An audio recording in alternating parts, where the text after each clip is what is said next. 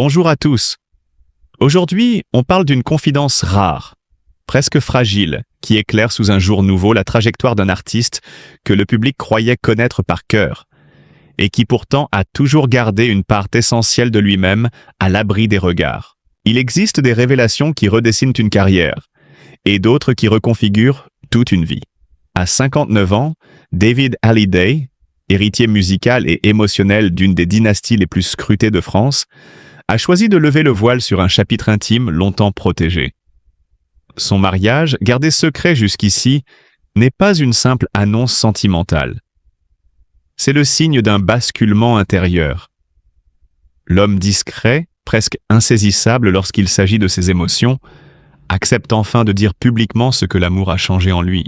Ce geste prend une résonance particulière quand on mesure le poids de l'héritage qu'il porte. Grandir dans l'orbite de Johnny Hallyday et de Sylvie Vartan, c'était apprendre très tôt que la lumière peut autant révéler qu'écraser. Là où son père embrassait le tumulte des foules, David a construit sa carrière dans une retenue presque méthodique. Là où l'image publique dominait, il a privilégié le travail de l'ombre, la précision des textes, la pudeur des sentiments. Cette cohérence n'a jamais été une posture marketing. Elle est le produit d'une enfance partagée entre continents, culture et pression médiatique constante. Très jeune, il a compris qu'exposer son intimité revenait à la fragiliser. Alors pourquoi parler maintenant? La réponse se trouve dans les fractures qui ont jalonné son parcours récent. La disparition de son père en 2017 a agi comme un révélateur. Le public a découvert un homme plus vulnérable que son image ne le laissait croire. Derrière le musicien rigoureux apparaissait un fils confronté à la mémoire, à la transmission et aux tensions familiales qui ont suivi. Cette période, marquée par des débats publics et des discussions douloureuses autour de l'héritage, a poussé David vers une introspection profonde. Son écriture s'est transformée. Plus directe, plus incarnée, comme si la perte l'autorisait enfin à nommer ce qui restait d'ordinaire silencieux. C'est dans ce climat de reconstruction que la relation avec celle qui deviendra son épouse a pris racine. Rien d'un conte spectaculaire. Pas de coups d'éclat ni de romance orchestrée. Leur histoire s'est construite dans la continuité, presque dans l'évidence. Une rencontre simple nourrie de valeurs partagées, authenticité, stabilité, refus du paraître. Selon ses proches, cette femme, étrangère aux logiques du show business, incarne un ancrage. Une présence calme, déterminée, capable d'offrir à un homme marqué par une histoire familiale dense, un espace où il n'a rien à prouver. Les mots que David choisit pour la décrire ne relèvent ni du sensationnalisme ni de la poésie facile. Il parle d'une personne qui lui a appris à regarder la vie autrement. Derrière cette phrase, on devine moins une déclaration flamboyante qu'un constat de maturité. À un moment de l'existence où beaucoup dressent des bilans, lui affirme la possibilité d'un renouveau. Ce mariage devient alors un acte symbolique, la reconnaissance publique d'un bonheur longtemps préservé, mais désormais assumé. Ce qui frappe, c'est la manière dont il protège encore ce qu'il révèle. L'identité de son épouse reste volontairement en retrait. Ce choix n'est pas une stratégie d'évitement, mais une ligne éthique cohérente avec toute sa trajectoire. Offrir à cette relation un espace hors du spectacle, c'est affirmer que l'amour peut exister sans devenir un produit médiatique. Dans un univers où l'exposition permanente est devenue la norme, cette retenue agit presque comme une déclaration de principe. Pour le public, l'annonce a provoqué un mélange de surprise et de tendresse. Beaucoup y voient la confirmation d'un apaisement. L'homme longtemps associé à une discrétion quasi défensive apparaît aujourd'hui plus ouvert, sans pour autant renier sa nature. Cette évolution touche parce qu'elle ne cherche pas les faits. Elle parle de maturité, de reconstruction, de fidélité à soi. Certains admirateurs y lisent aussi un dialogue symbolique avec la figure paternelle. Comme si David écrivait enfin son propre chapitre, libéré des comparaisons permanentes. Au fond, cette histoire d'amour s'inscrit à contre-courant des récits tapageurs souvent associés au monde du spectacle. Elle rappelle qu'il existe des liens qui se construisent lentement, dans la patience et la confiance, loin des scénographies grandioses. Ce choix de la simplicité, chez un homme dont la vie a été tout sauf ordinaire, résonne comme une victoire intime. En révélant ce mariage, David Hallyday ne cherche pas à surprendre. Il partage un moment de vérité. Un instant où l'artiste, le fils d'icône, et l'homme se rejoignent. Et dans cette convergence se dessine une leçon discrète mais puissante. Même sous le poids d'un héritage monumental, il reste toujours possible de redéfinir sa trajectoire, d'honorer ses blessures, et de célébrer, sans bruit, la paix enfin trouvée. C'est peut-être cela la véritable portée de sa confidence. Rappeler que derrière les projecteurs, la plus grande conquête n'est pas la célébrité, mais l'équilibre. Et aujourd'hui, David semble l'avoir atteint, avec la sobriété qu'il a toujours définie, et la force tranquille de ceux qui n'ont plus rien à prouver, sinon leur fidélité à ce qu'ils aiment. Dans l'univers saturé de regards et de récits qui accompagnent la vie de David depuis l'enfance, certaines rencontres n'apparaissent non pas comme des coups de foudre spectaculaires, mais comme des respirations rares. Celle-ci en fait partie. Ce qui l'a frappé, selon des proches, n'était ni une séduction flamboyante, ni l'ombre flatteuse de son nom. C'était, au contraire, une absence totale de fascination. Une femme qui ne voyait pas une figure héritière d'une légende musicale, mais simplement un homme. Et dans l'existence d'un artiste élevé sous une lumière permanente, cette normalité relevait presque de l'inédit. Elle ne cherchait pas à pénétrer son univers mythifié. Elle parlait de sa vie, de ses projets, de paysages aimés, de voyages rêvés, de ces détails minuscules qui composent la texture du quotidien. Là où beaucoup abordèrent David à travers le prisme de son héritage, elle instaurait un dialogue débarrassé de toute mythologie. Cette simplicité n'était pas une posture, c'était une manière d'être. Et c'est précisément cette authenticité qui a ouvert un espace émotionnel nouveau. Un lieu où il n'était plus le fils de, ni une figure publique, mais un homme avec ses doutes, ses blessures et ses élans encore fragiles. Leur relation ne s'est pas précipitée. Dans un monde où chaque geste d'une personnalité peut devenir un titre, ils ont choisi la lenteur, un luxe presque subversif. Des conversations prolongées, des promenades discrètes, des rencontres sans mise en scène. Rien de spectaculaire, rien de vendable.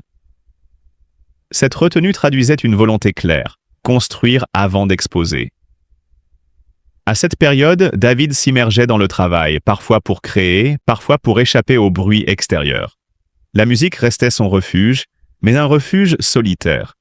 La présence de cette femme, elle, n'imposait rien. Elle offrait une stabilité silencieuse. Des proches évoquent une qualité rare, sa capacité à écouter sans juger. Elle ne cherchait ni à disséquer les drames familiaux, ni à comprendre les conflits médiatisés qui avaient marqué son histoire. Elle restait présente, une constance précieuse dans une vie habituée aux secousses. Cette écoute a progressivement fissuré une réserve que David entretenait depuis longtemps. Dans une confidence récente, il a résumé ce sentiment avec une lucidité désarmante. La confiance naît lorsqu'on peut exister sans masque. Pour un homme façonné par l'exposition, cette liberté relevait presque de la guérison. Le socle de leur relation s'est construit autour de valeurs partagées. Simplicité, respect, fidélité, authenticité. Des mots souvent galvaudés, mais qui prennent une dimension particulière lorsqu'on grandit sous surveillance médiatique. Contrairement aux excès souvent associés à son héritage artistique, David a toujours cultivé une forme de retenue. Il privilégie les espaces calmes, les moments intimes, la nature comme antidote au vacarme public. Sa compagne partage cette philosophie. Ensemble, ils privilégient des instants sans artifice, longues marches loin de la foule, soirées sobres, conversations profondes ou silences habités. Cette harmonie ne relève pas de la passion spectaculaire, mais d'une stabilité rare, presque réparatrice. Ce qui distingue cette histoire de ses relations passées tient aussi à sa protection farouche. Non par simple pudeur, même si elle fait partie de son tempérament, mais par choix réfléchi. David connaît le coût de l'exposition. Ayant grandi au cœur d'une dynastie scrutée dans ses moindres gestes, il a appris très tôt que l'intimité devient vulnérable dès qu'elle est livrée au regard public. Garder cette relation à l'abri n'était pas un caprice. C'était une stratégie de préservation. Pendant longtemps, leur histoire a circulé dans un cercle restreint, presque comme un sanctuaire. Et cette discrétion a permis à leur lien de se développer sans pression extérieure. Cette relation s'inscrit dans une période charnière de sa vie. Après les deuils, les polémiques familiales et les années de tension médiatique, David cherchait un rééquilibrage intérieur. Trop souvent observé, commenté, interprété, il avait besoin de redéfinir ce que signifiait aimer loin des projecteurs. Cette femme a incarné ce retour à l'essentiel, la possibilité d'être vulnérable sans craindre la récupération publique. Certains proches parlent même d'une transformation, un homme plus apaisé, plus patient, moins en lutte avec le regard extérieur. Le choix du mariage, à un âge où beaucoup considèrent avoir déjà vécu leurs grands chapitres sentimentaux, n'a rien d'un geste impulsif. Il s'agit d'une décision mûrie, presque philosophique. Pour David, cet engagement n'est ni une mise en scène, ni une réponse aux attentes du public. C'est la reconnaissance d'un lien construit dans le temps, éprouvé par les circonstances, consolidé par la confiance. Dans une vie marquée par l'héritage d'un nom mythique, aimer sans calcul devient un acte de liberté. Comprendre la portée de cette union implique de regarder le parcours qui l'a précédé. Grandir dans une famille dont chaque émotion devient matière médiatique forge une méfiance instinctive. Très jeune, David a observé la fragilité des relations exposées, la manière dont les récits publics peuvent déformer l'intime. Les conflits familiaux, notamment autour de l'héritage paternel, ont ajouté une pression supplémentaire, transformant son nom en terrain de bataille symbolique. Dans ce contexte, préserver une relation devient un acte presque défensif. Sa compagne n'a jamais cherché à intégrer le théâtre médiatique. Elle ne voulait ni lumière ni statut. Cette distance vis-à-vis du spectacle a rassuré David, lui offrant un espace où l'amour ne dépendait ni de l'image ni du récit public. Leur histoire n'est pas spectaculaire, et c'est précisément ce qui la rend singulière. Elle repose sur une constance discrète, une confiance patiemment construite, une volonté commune de protéger l'essentiel. Au fil des années, David a connu des passions intenses, parfois douloureuses, souvent exposées. Cette relation se distingue par sa profondeur tranquille.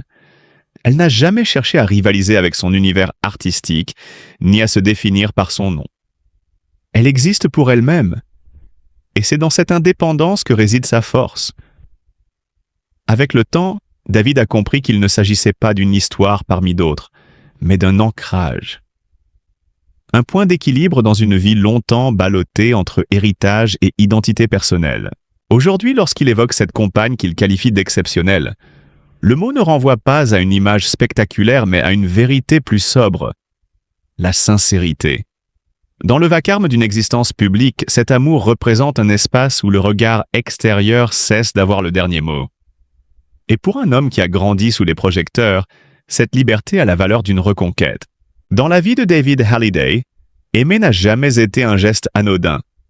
Ce n'était pas seulement une affaire de sentiments, c'est une confrontation permanente avec le regard public. Être le fils de Johnny Hallyday signifie grandir sous une lumière qui ne s'éteint jamais. Chaque relation devient une matière première pour les spéculations, chaque apparition un terrain d'interprétation. Et dans cet environnement saturé d'observateurs, préserver une histoire intime relève presque de la stratégie de survie. Très tôt, David comprend que sa vie sentimentale ne lui appartient jamais totalement. Un dîner discret peut devenir un titre accrocheur. Une promenade anodine se transforme en récit romancé. Face à cette mécanique médiatique, il développe une forme d'intelligence défensive. Éviter les lieux surexposés, voyager en décalé, réduire les confidences. Ce n'est pas de la méfiance, c'est une manière de protéger ce qui reste profondément humain dans une existence publique. L'arrivée de sa compagne actuelle s'inscrit précisément dans cette logique de retenue. Leur relation ne s'est jamais construite dans l'urgence ni dans la démonstration. Elle naît dans un espace volontairement préservé, loin des caméras et des narrations imposées. Ce choix n'est pas un caprice de célébrité. C'est une affirmation claire que l'amour pour durer doit parfois refuser le spectacle. Ce qui distingue cette histoire des précédentes, c'est la maturité qui l'entoure. Porter le nom Halliday est à la fois une fierté et une charge. Beaucoup de relations passées ont été fragilisées par cette pression diffuse. rumeurs incessantes, interprétations hâtives, attentes irréalistes. Sa compagne, elle, adopte une posture rare. Elle ne combat pas le bruit. Elle le neutralise en refusant de lui accorder de l'importance. Pas de réponse aux provocations, pas de commentaires sur les ragots. Elle vit selon son propre rythme, ancrée dans ses valeurs. Cette stabilité agit pour David comme une respiration nouvelle. Pour la première fois depuis longtemps, il peut aimer sans devoir jouer un rôle, sans se demander si l'exposition publique va fissurer ce qu'il construise. Cette liberté émotionnelle est essentielle. Elle marque une rupture avec des années passées à jongler entre image publique et réalité intime. Mais l'équation personnelle de David ne se limite pas à sa vie de couple. Ses enfants occupent une place centrale, presque structurante. Il est reconnu comme un père attentif, profondément investi. L'arrivée d'une nouvelle partenaire dans cet équilibre délicat ne pouvait être précipitée. Rien n'a été imposé. Chaque étape s'est faite avec prudence, dans le respect des liens existants. Sa compagne comprend une vérité souvent ignorée. L'amour ne remplace pas, il s'ajoute. Cette intelligence affective, discrète mais déterminante, a permis à la relation de s'enraciner sans conflit. Le mariage célébré à 59 ans ne relève donc pas d'un élan impulsif ou d'un effet d'annonce. C'est l'aboutissement d'un long chemin intérieur. David a traversé des années marquées par le poids de corps de son héritage, des blessures familiales exposées et la nécessité constante de se définir au-delà de son nom. Cette relation agit comme un catalyseur. Elle lui offre un espace pour se recentrer, pour retrouver une simplicité qu'il avait longtemps cherchée. Et pourtant, rien n'a été épargné au couple. Les tensions médiatiques liées à l'héritage familial, les obligations professionnelles, les cicatrices du passé, autant d'épreuves capables de fragiliser les unions les plus solides. Chez eux, ces tempêtes ont produit l'effet inverse. Elles ont consolidé le lien. Chaque crise devient un test de cohésion, une preuve que leur histoire n'est pas un épisode de plus dans la trajectoire d'un artiste célèbre, mais un socle affectif réel. À l'approche de la soixantaine, David semble atteindre une forme de vérité intime que peu de figures publiques réussissent à préserver. Derrière les décennies d'exposition, les conflits médiatisés et les attentes liées à son patronyme, il trouve un équilibre presque paradoxal. Un amour calme, sans démonstration, mais profondément enraciné. Une relation qui n'a pas besoin de validation extérieure pour exister. Son mariage apparaît alors comme un geste symbolique. Non pas une surprise orchestrée pour le public, mais la conclusion d'un cycle personnel. C'est la reconnaissance qu'après des années de turbulence, il est possible de choisir la stabilité, de privilégier la sincérité plutôt que le spectacle. Ce récit révèle une facette plus vulnérable de David Hallyday, loin de l'image figée de l'héritier ou de la figure médiatique.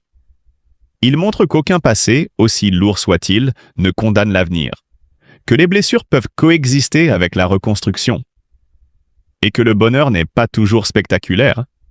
Il est parfois silencieux, patiemment construit. Aujourd'hui, l'artiste apparaît apaisé, aligné avec ce qu'il est devenu. Son mariage ne marque pas une rupture avec son histoire. Il en est la continuité logique, la preuve qu'un chemin semé d'ombre peut malgré tout mener vers une lumière intime. Peut-être est-ce là la véritable leçon de cette trajectoire. Il n'est jamais trop tard pour aimer avec lucidité, pour redéfinir son équilibre, pour accueillir une forme de vérité personnelle. Derrière la célébrité se dessine simplement l'histoire d'un homme qui choisit enfin la paix. Et dans un paysage médiatique souvent avide de drame, cette discrétion devient presque révolutionnaire. La preuve que certaines histoires gagnent en force, précisément parce qu'elles refusent le bruit.